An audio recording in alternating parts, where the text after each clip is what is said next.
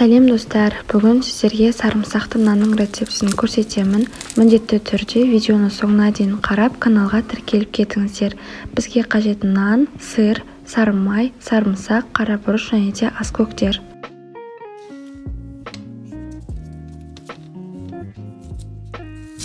Алдымен сарымсақты бетін тазалап аламыз.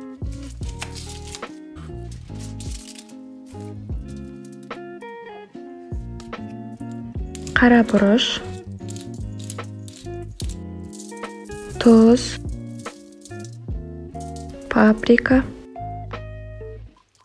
сұйық май құйып, фольгаға орап,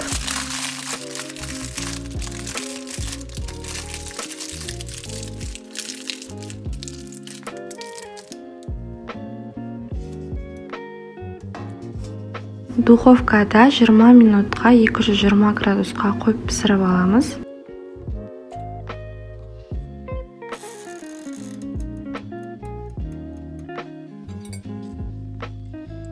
Бөлме температурасында еріп тұрған сары майды салып, оның үстінен пісіп шыққан сарымсақтарды саламыз. Аскөкті де қосамыз. Барлығын жақсылап езіп араластырып,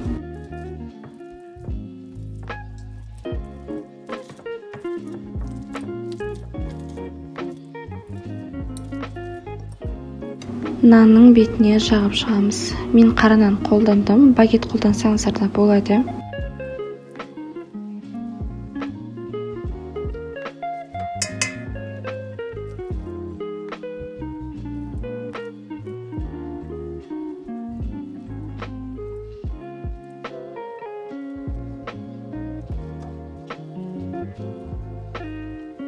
Сырды күштен өткізіп, нанның бетіне салып шығамыз.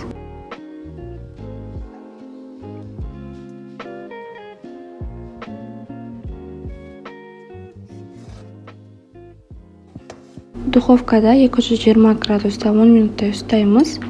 Мінекей біздің сарымсақты нандар дайын болды. Өте дәмді, қытырлақ болып шықты.